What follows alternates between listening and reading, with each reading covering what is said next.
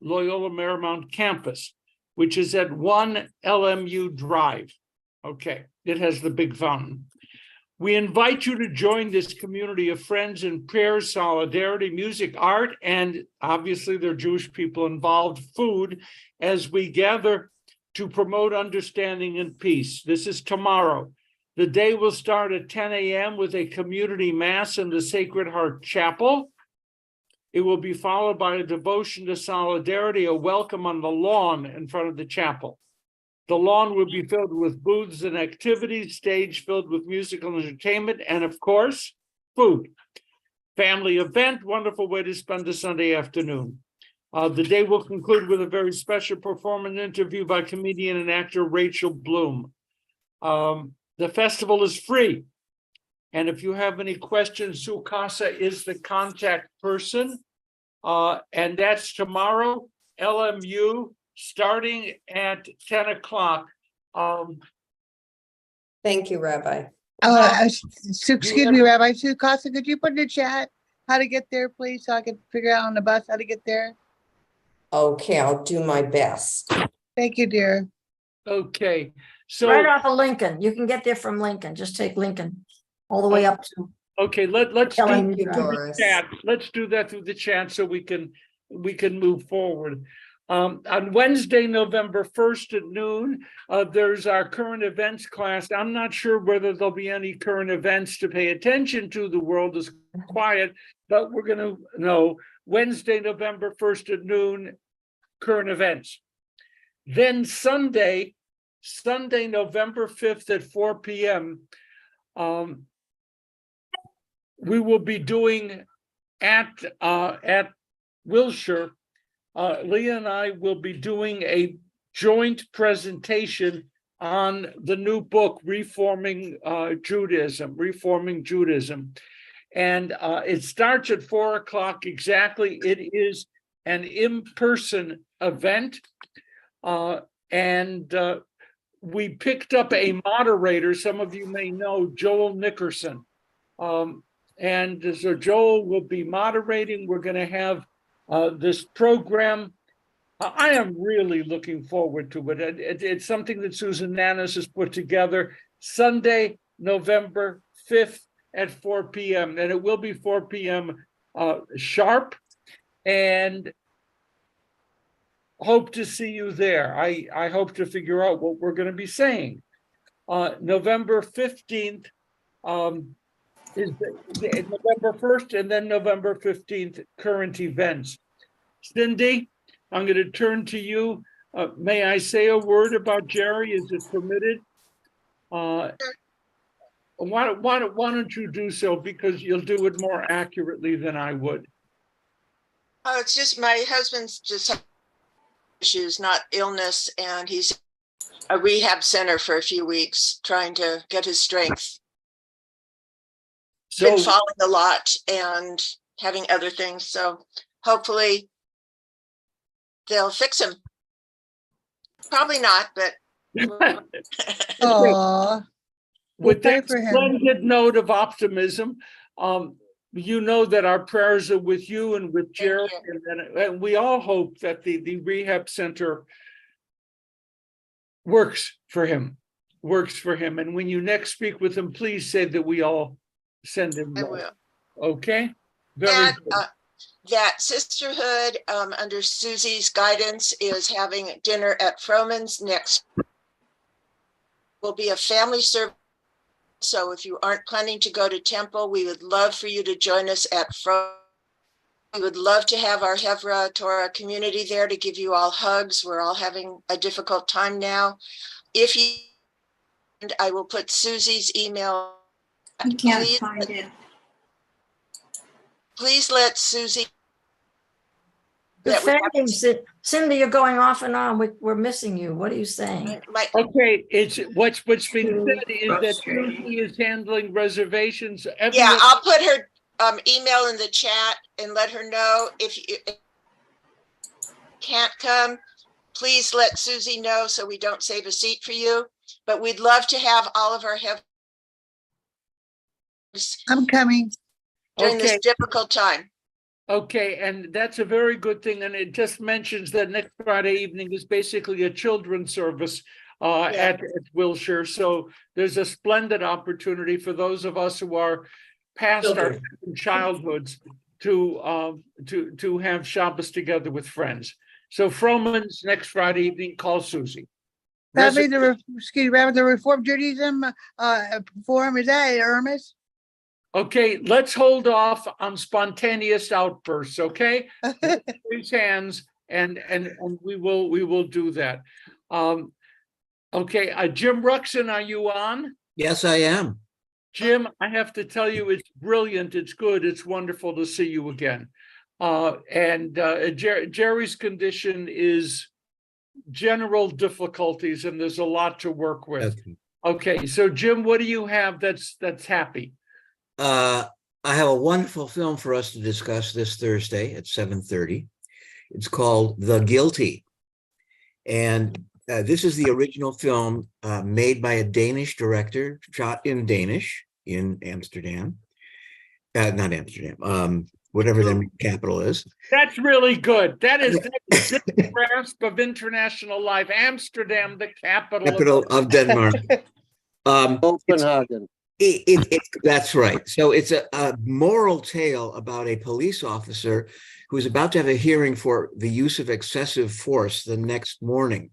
He's been put on disciplinary leave and is assigned to the emergency hotline of the police department.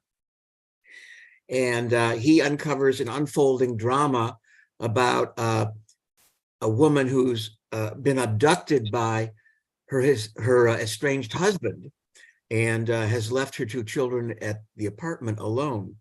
So as if that weren't enough, the police officer gets drawn into this drama and tries desperately, using all his brain power and his empathy, to save her. I won't reveal what's really going on in this story, but the interesting thing is it is told only from the police officer's point of view. So since mostly all we see is his face and hear what he's hearing, we are drawn into his personal situation. So this film is really a study in our empathy with the character we see before us. And the complexity of his situation and his hearing the next day is also part of it. So it's a great film about moral choices and caring. And what is this guy going to do, both in his personal life as well as in this drama? It's really exciting. It's tense. And ultimately it's affirming. So I hope to see you Thursday night. It streams on Amazon Prime. It's called The Guilty. And there is a remake that Antoine Fuqua directed with Jake Gyllenhaal. You may watch this, but this is not the one to see for the discussion. I'm going to try and watch both to see what American Hands did with this, but this is so authentic.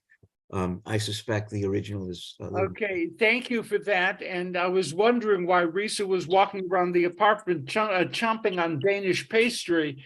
And then I realized that she was watching this movie, and Jim, she totally loved it. Totally loved it. So that's great. Next point, and before we go into the text, and I again apologize for the weird delays today. Last night, Steve Leader did a good thing and asked people how are they doing. And boy, surprising answers popped up. If 1 or 2 or 3 of you want to raise a hand and let us know how you're doing during these terrible weeks in the Middle East and Gaza and Israel, please raise a hand and we'll just share just informationally how people are doing. So anyone want to come in on that? Maybe someone who didn't participate last night, and if not, we will move on, and you know that'll be fine too. I see Merle.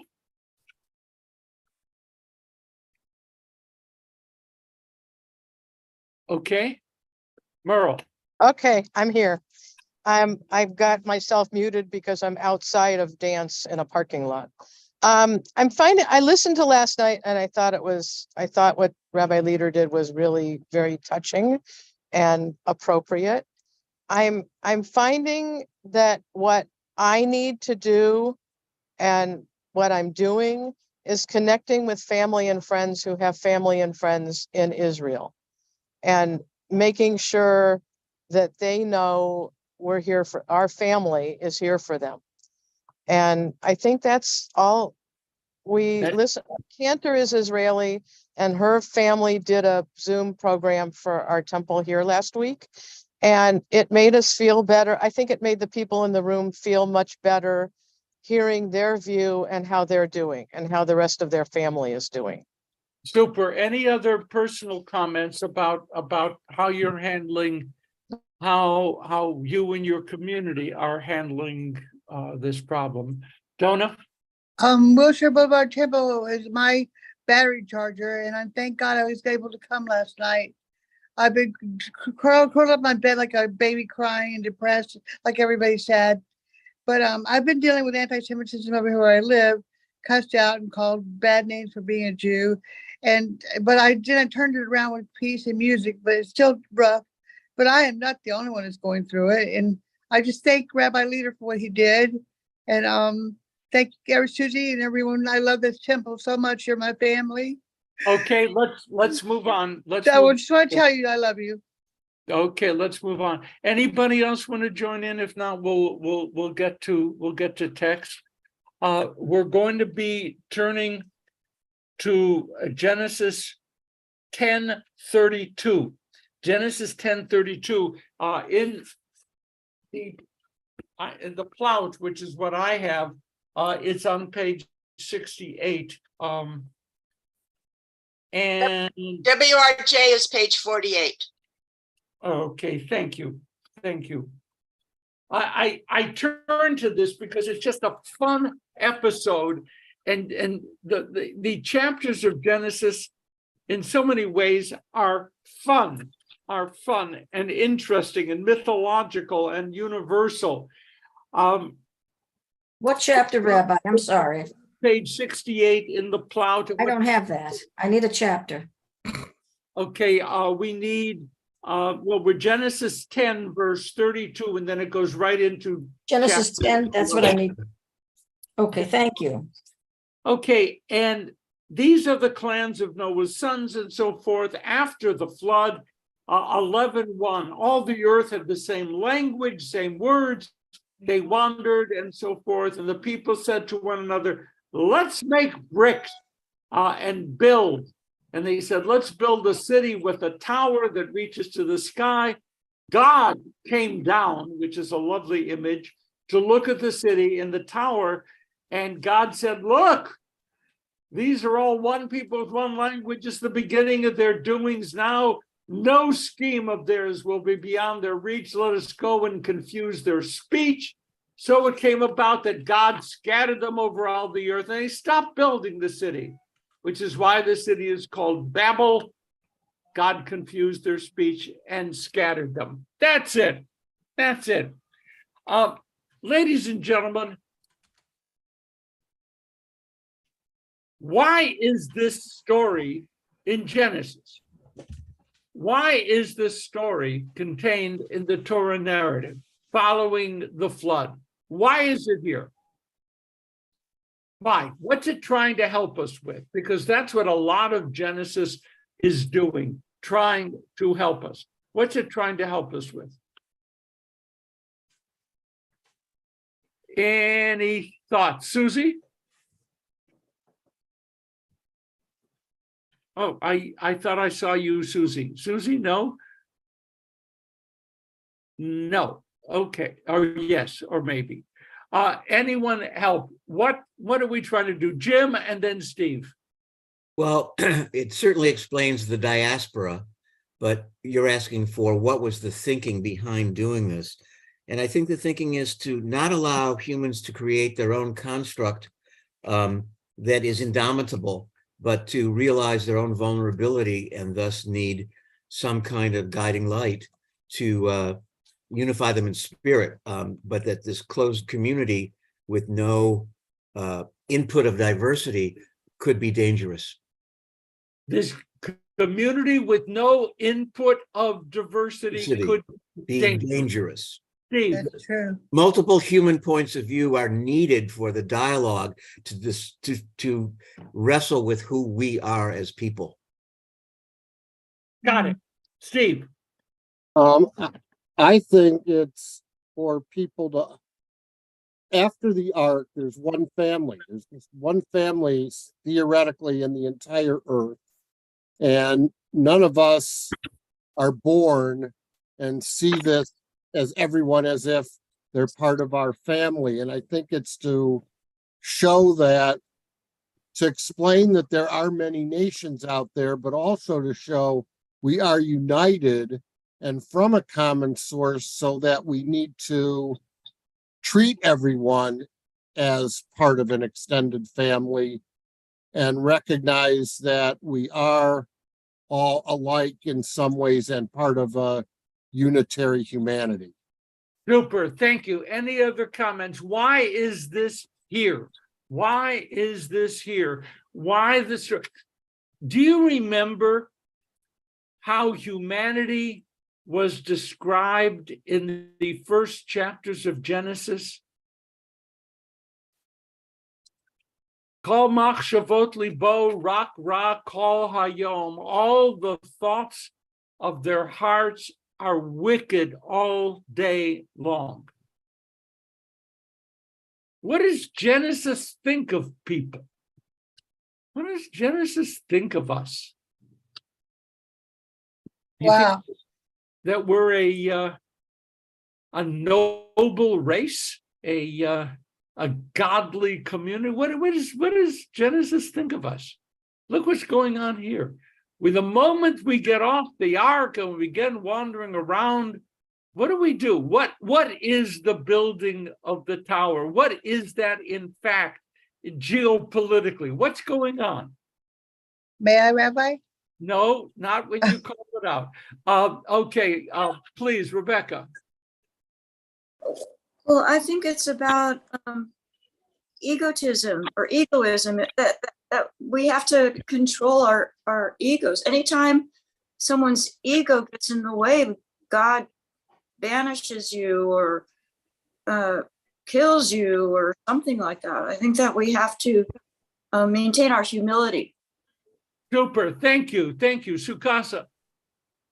Well, it says in the beginning of the 11:1, everybody had the same language. Yes. So it seems to imply that after the flood, everybody was the same language, they spoke, they understood each other. And then all of a sudden a group comes along and they want to be better and bigger.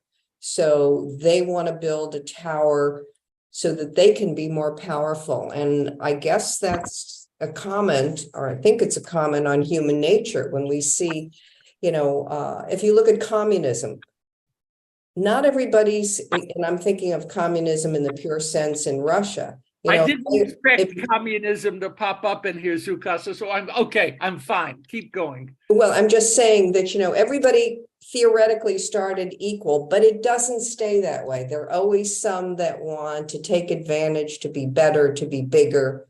Ego gets involved.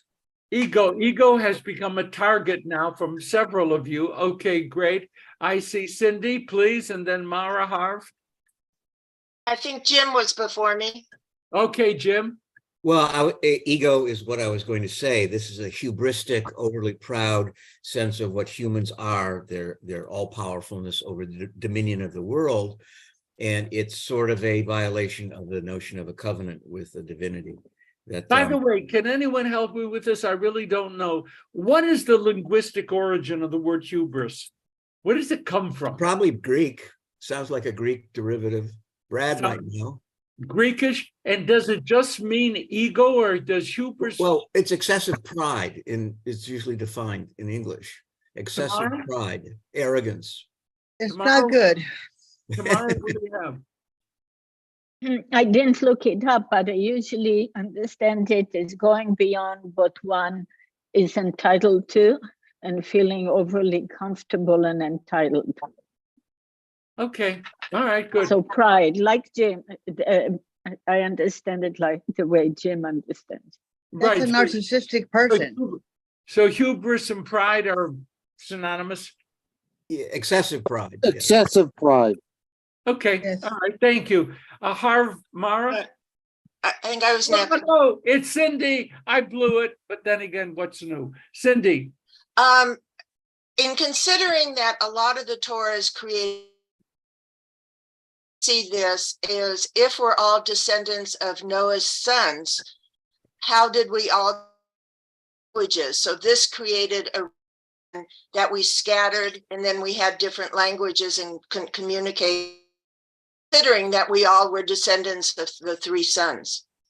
yeah, by the way, does anyone know, it says they all had the same language. What language was that? Was it Hebrew? Of course. The was rabbi Hebrew. has no doubt whatsoever that the original language of humanity, some of you are smiling, the original language of humanity was Hebrew. And Yay.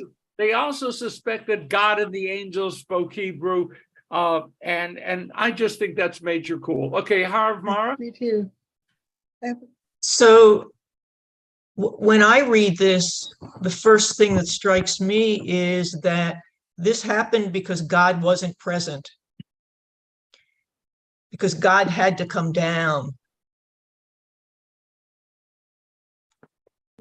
That's interesting. God wasn't present.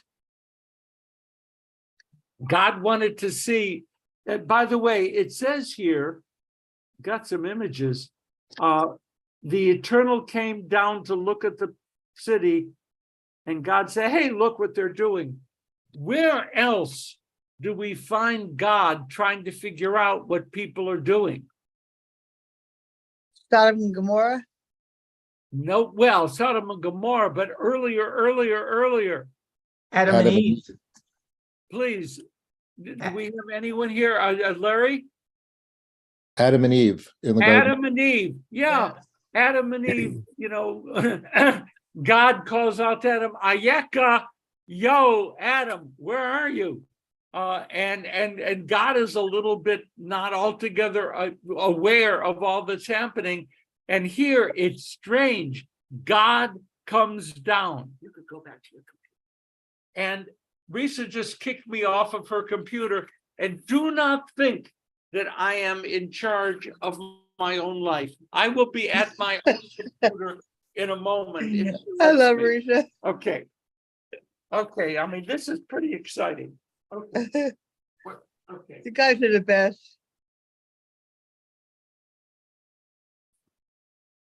Love you, Risa. You're the best. Okay. Okay. Here I am with Risa. Oh, you're so much bigger. Here I am doing that. It's so good to see you all. Okay. Hubris is from the Greek hybris. Okay. Okay. So okay. I needed that. Thank you. So the rabbis were not happy with God coming down to figure out what they're doing. Okay. They don't like that understanding of God. So here is what the rabbis proposed. The reason this was put in the text is to show people that judges must be personally aware of the evidence before coming to a conclusion.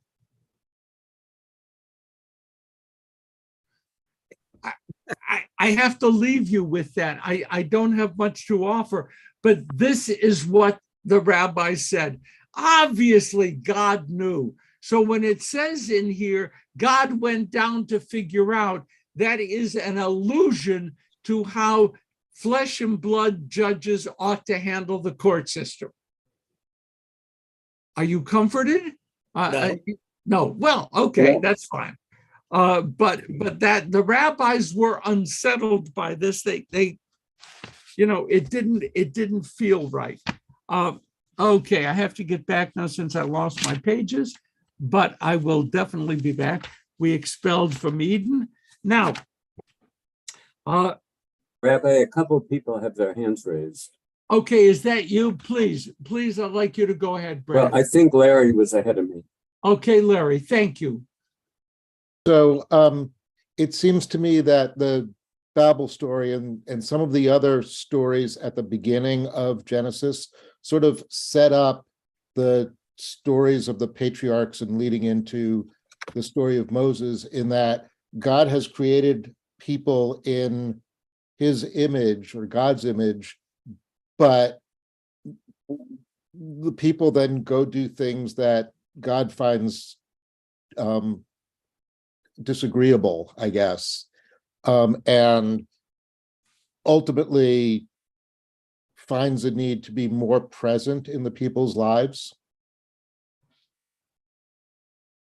Larry, I like the way you're thinking, and I like the way you're approaching that, because most of Genesis, I don't know if you follow basketball, but sometimes there are setups. You get things set up so that the really good shooter will get the ball in the proper position.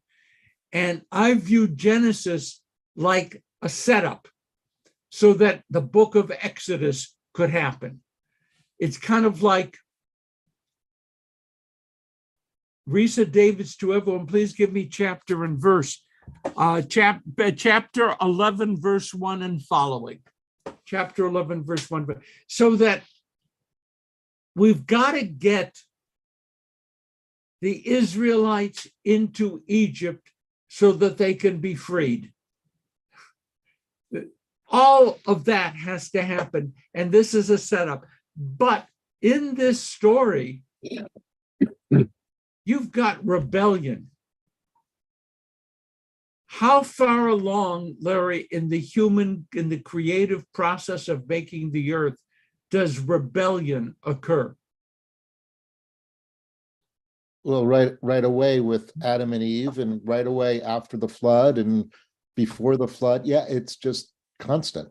So what does that tell you, Larry, about us? Maybe not about you, but about me and the rest of us. What does it say? Well, I saw how my kids behaved when they were toddlers. I mean, the second you have the capability to rebel, you do. Thank you. Yeah, I if you need any help with the kids, don't call me because, okay. It's too late for that. Rabbi, Okay, please, Brad. Rabbi, I find the message of this story absolutely confounding, because we think that communication is a good thing.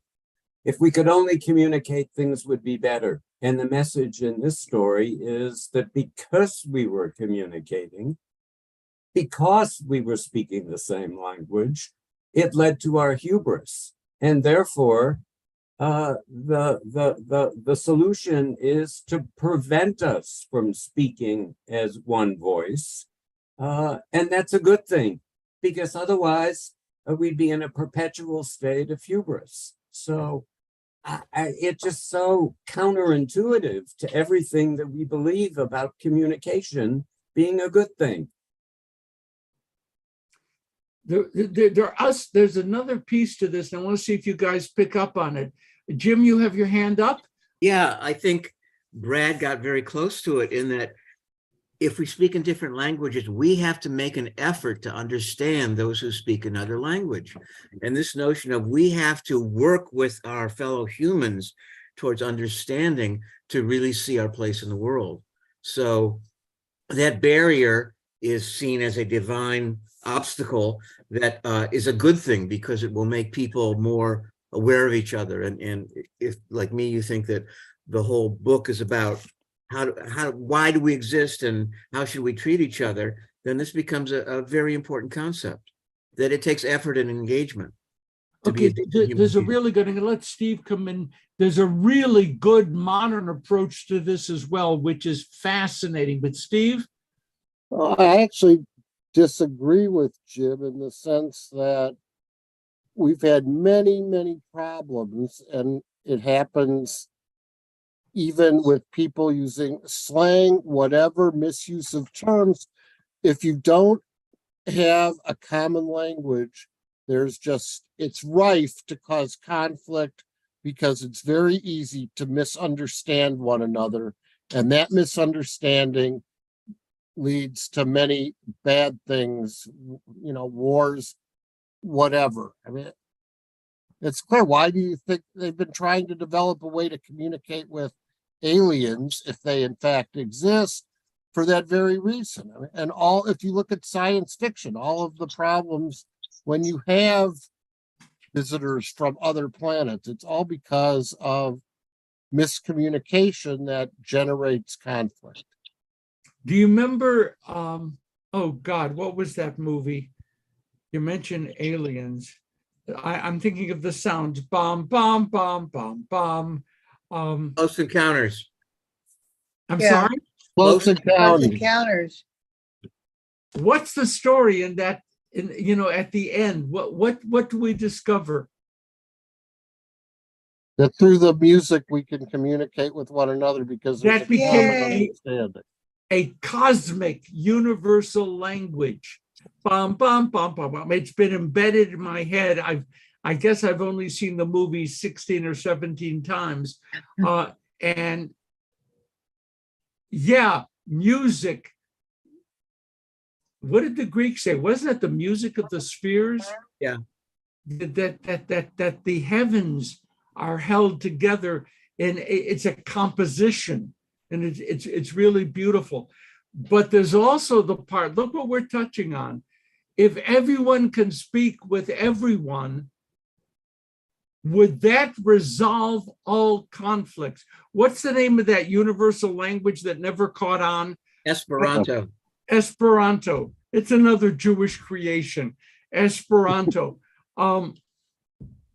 And if only we could speak the same language, it would be terrific. Guess what? We don't speak the same language when we speak English. Risa and I lived in the Northeast, and then we lived in the South. And boy, do they use the same words differently. No kidding. And the whole approach, it's fascinating. Ray, please. Thank you. It took me a moment to unmute. And I am troubled by so much here in the passage, the vagueness of the language itself and all of this. And I'm so troubled by it. I'm not even going to touch that, but I just want to come in with the sort of two sides of this Steve and Jim discussion about what are the implications, where does a difference or sameness in language, what are the implications about how we approach communication and negotiation with each other? And so I appreciate Jim's point, but also, like Steve, don't agree with it. And I think Jim is a nice guy, and I hope most of us are. Okay, do you want to put that to a vote, or we're just we'll take a vote momentarily. That sounds great. I think Jim's a nice guy, but he betrays his being a nice guy even by having the idea predicated that we would be inclined to make the effort, that when we are encountering someone who speaks a different language, our next impulse would say, aha, they're speaking a different language, therefore our next step is to make a greater effort to connect. That is what nice guys do, and not everybody is that. And so I think a greater problem is that we also encounter too many of us who see the differences, whether it's the differences in language or cultural earmarks. For some of us, all it takes is the sight of an Arab headdress to have hostility for someone. As soon as we spot a cultural difference of any kind, many of us are spurred immediately not to the impulse to reach deeper and further, but the exact opposite, to scorn immediately because we just spotted a difference. So sadly, I'm more in the skeptical Steve camp, and I wish I could say otherwise. I couldn't agree more, Ray. You know, our knee-jerk reaction is very dangerous, which is why I said we have to work to overcome that. But okay, I don't know if any of you have ever had the experience of being non-native born Americans as kids in a kids group. let's say that someone was born in another country and then comes to this country and joins the 5th grade. How do kids respond to differences like that? Sue, you're moving your head up and down. Do you want to? I just think the natural reaction is that they're going to shun the person. The person's different. Kids can be very cruel. I guess they may learn it from their parents. But more than likely, they don't welcome the person. I am touched, and I tried very much not to go that way now and every week during the war and so forth. But there was a video of Israeli kids captured, brought into Gaza, and one kid was crying out, "Ima, Ima, mommy, mommy," and the Palestinian kids were mocking that kid for not having the right language. So not only was the kid a captive and torn from the family, language difference, they mocked. And that's not Palestinians who mock, that's, I think, people who mock. Tamara. Well, it's hard to say anything after what you just said. Sorry. Kind of, wow. I was going to comment about the one language. What I see the text saying is there's nothing wrong with having a common language. In fact, if we had a common language, we could do anything. It is saying that if they all speak the same language, nothing can stop them. The problem is not the common language. The problem is what people choose to do when they do have a common language. So in this case, hubris takes over, pride, and overreaching beyond where humans belong. That's the problem. And some of us have been thinking about the film Oppenheimer, and that can be seen as an act of hubris, going beyond releasing powers that's not ours, because we had common language, because scientists had common language.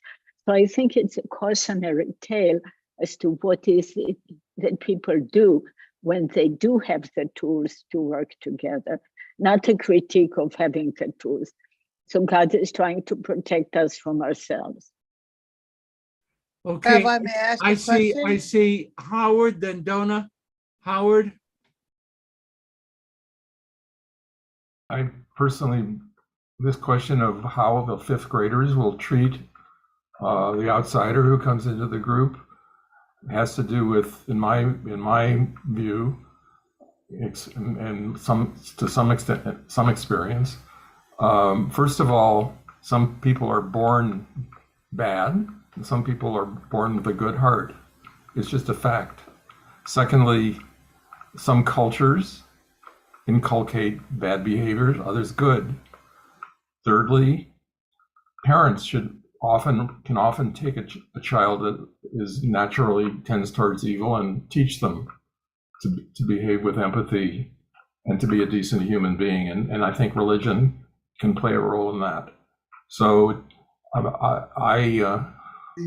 I've seen in my family, when the outsiders in the 5th grade specifically, they were embraced by the children.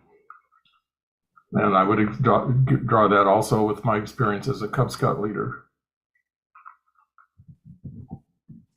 I really appreciate that. I am reminded of the period of time we lived in Manhattan, and there was one particular woman, and Risa, I'm not going to mention her name. She doesn't deserve to have her name mentioned since she's long gone and deserves to. Oh, forget that. She was from Manhattan and would publicly comment on people from Long Island. Oh, God. And the comments were not nice. Like, clearly these people are a subhuman species. And I'll never forget that. So it's not only the difference between North and South, it's Manhattan and Long Island. And it's, we do this all the time. I love want to Long come in Island. with some stuff, Donna, then Steve, and then we're going to move on. My cousin Marcia Bowers from Long Island. I love it. I was going to say I love New York, but the Tower of Babel, Rabbi, I was taught that, now I'm a Reformed Jew. I was taught that they were trying to reach God other than the way the Lord, because everybody spoke Hebrew. They were trying to reach God by building the tower and not being obedient to the Torah and God's word, and trying to go in another way to reach God when he'd already told them how to reach him. But it's good to communicate. And about communication, the news, like you said, the propaganda on the internet is so fake, and so Right many there. lies, so many lies about communication and telling the world what's really going on. And Thank you. Okay, thank you, Steve. You're welcome. In terms of how people treat foreigners, I actually think, especially with very young children, and even probably fourth, and they're very accepting until their parents come in and say, these are bad people, or, I don't want you associating with them. And they follow the parents. And, throughout high school, we had foreign exchange students. They were all very welcomed, and everyone was interested in their culture. And so I don't think there's a general rule, other than I think things go better when the parents who have these hardened ideas don't try to influence their children for evil. Yeah.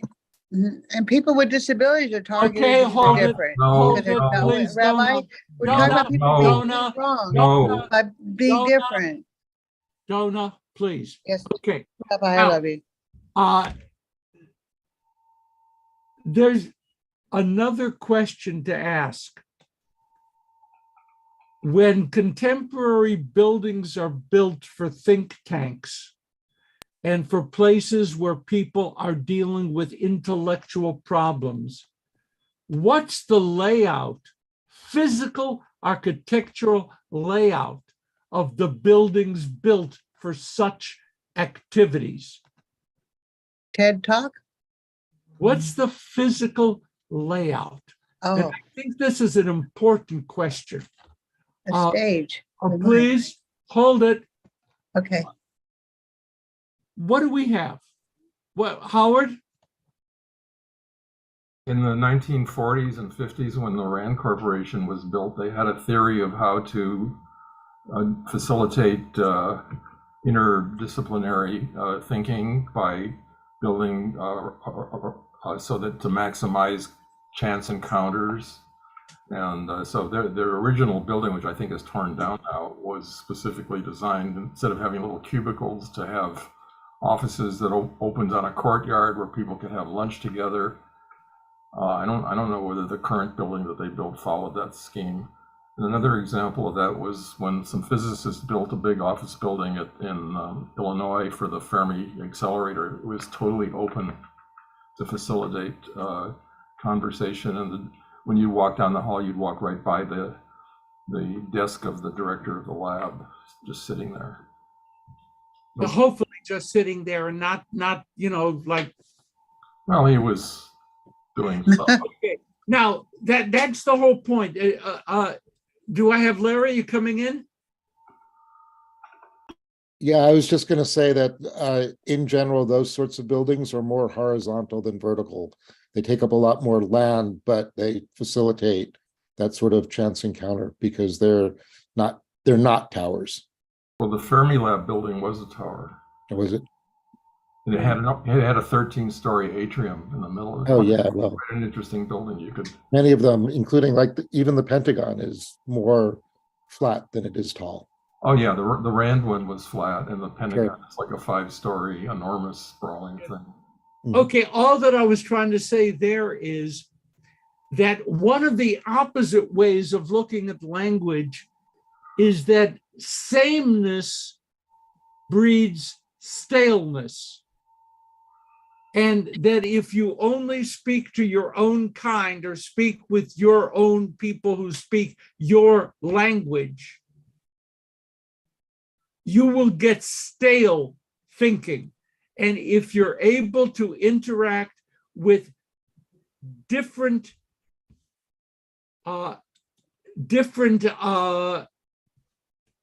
Cultures. people, cultures, whatever, you will have a richer intellectual experience. Sukasa?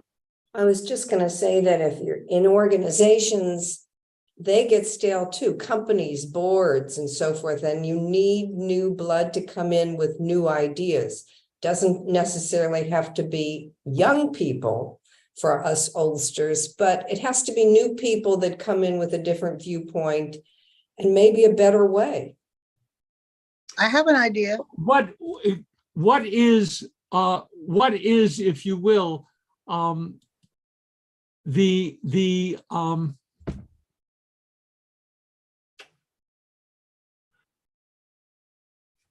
absolutely blanked on oh yes. What is the name of that language training thing that you can learn foreign languages? What's that called? Babel. Babel. Babel. Babel. And it's kind of interesting. I think that part of what's going on here is also a discussion about totalitarianism,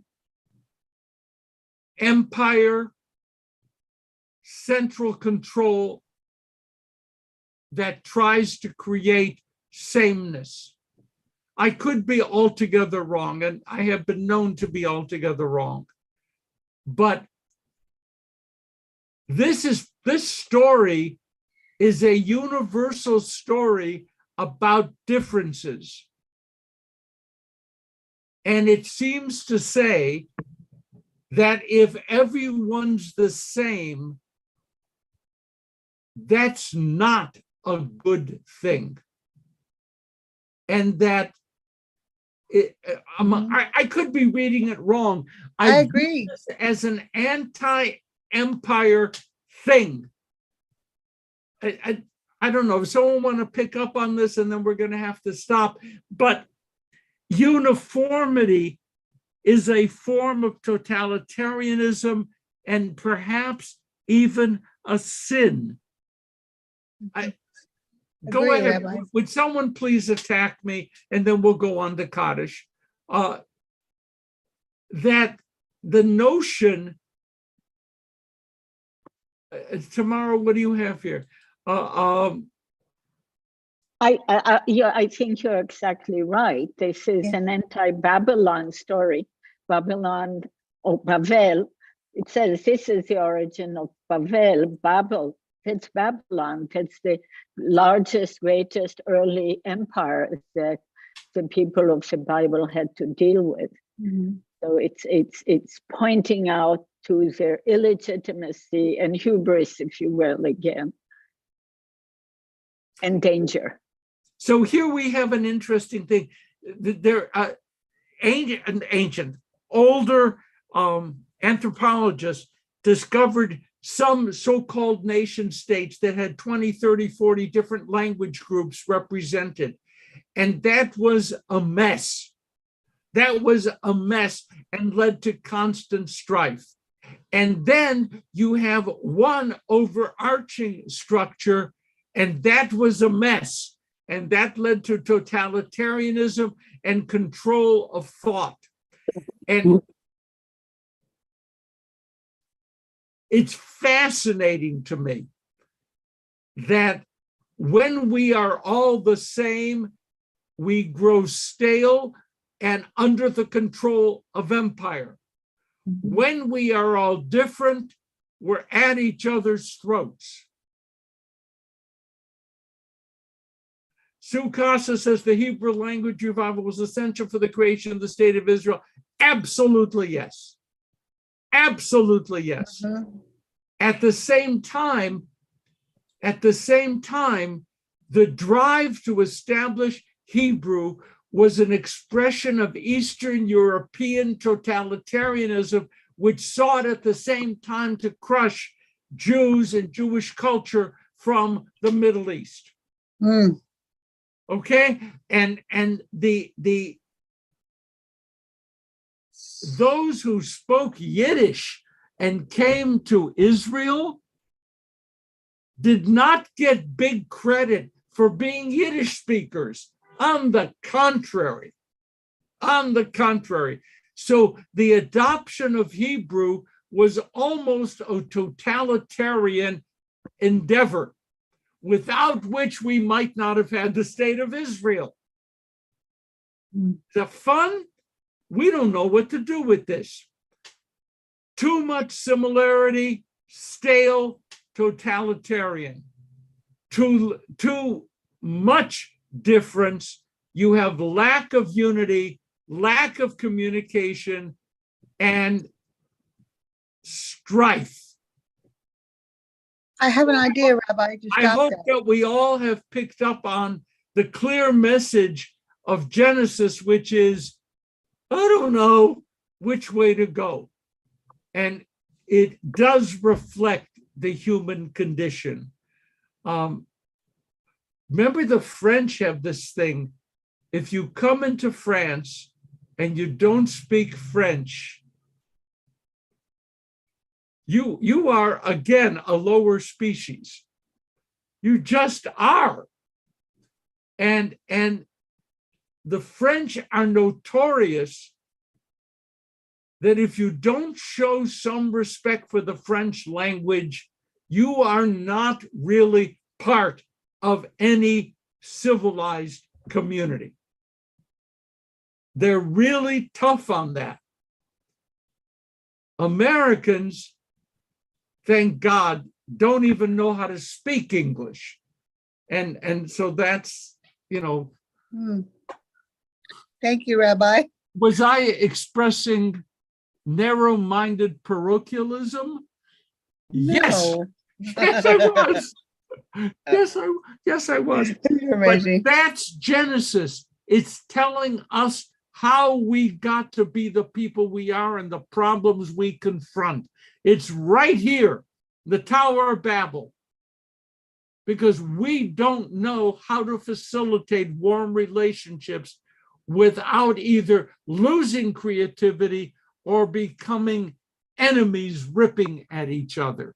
I have an idea to create community. Okay, thank you. We're gonna move now to Kaddish, and I'm so glad that we were together. I needed today. I really did. Thank you.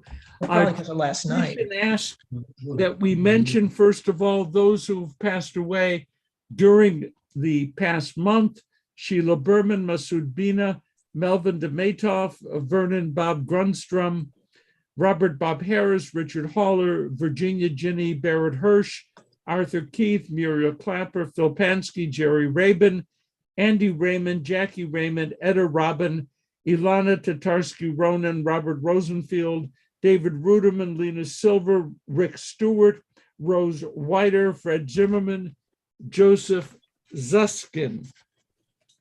And those whose yortsides have occurred during this past week: Pauline Abrahams, Jack Andich, Albert Anion, Saul Arno, Richard Becker, Mura Ben-Gera, Celia Branchevsky, Helen Breitbart, Jack Bronte, Aileen Carr, Minerva Chaskis, Gloria Chosen, Sylvia Coe, Leslie Davidson, David Dragon, Alex Engelman, Saul Etzhoken, Bess Etzhoken, Deborah Falcon, Robert Fallick, Shirley Fleischman, Edith Fomill, William Gantz, Carrie Hayden Gerson, Magdalena Gilbert, Samuel Goldfarb, Lawrence Goodman, Eugene Goodwin, Eleanor Greenberg, William Gruber, Sidney Guthman, Herbert Hamrell, Helen Hanover, Ada Hex, Sari Heller, Harvey Hertz, Sally Hollum, Louis Hyman, Berta Izbelinskaya, Harvey Caden, Faye Cater, Marshall Katz, Linda Carol Clapper, Ruben Commissar, Michelle Liddell, Russell Leventhal, Sophia Lever, Joseph Levy, Harlan List, Ted Lynn, Alvin Mark, Ray Matarin, Minnie Meadow, Sandy Menine, Marvin Miller, Paul Miller, Marion Millett, Gilbert Mumbach, Lawrence Newman, Greta Panish, Muriel Pivo, Sam Prell, Eva Reese, Aaron Reifman, Dorothy Ressler, Max Rice, Barbara Rich, Dorothy Rose, Elsa Rosenfield, Stuart Saxa, Henry Sanders, Lisa Schiller, Lee Schillinger, Lily Chappelle, Alexandra Shapiro, Amalia Schleinberg, Rose Seekoff, Faye Silver, Donna Silverman, Eugene David Spurtis, Lillian Stone, Jerome Silgerman, Judith Sussman, Albert Toman, Betty Traeger, Albert Tuch, Louis Tuller, Clara Waldo, Summer Walters, Howard Weinstock, Jack Weisblatt, Elaine Weiss, Malcolm Weiner, David Yusuf, Margaret Zuckerman, Molly Ziff. If there are other names to be spoken now, please speak their names aloud or carry them in your hearts. Suzanne Summers. We bear in mind all of those who died in defense of the United States, who died in defense of the state of Israel. We bear in mind now the names, many unknown to us, of the people who have died through senseless acts of terror. We bear in mind those whose names we don't know and for whom there is no one to say Kaddish. They are with us as well.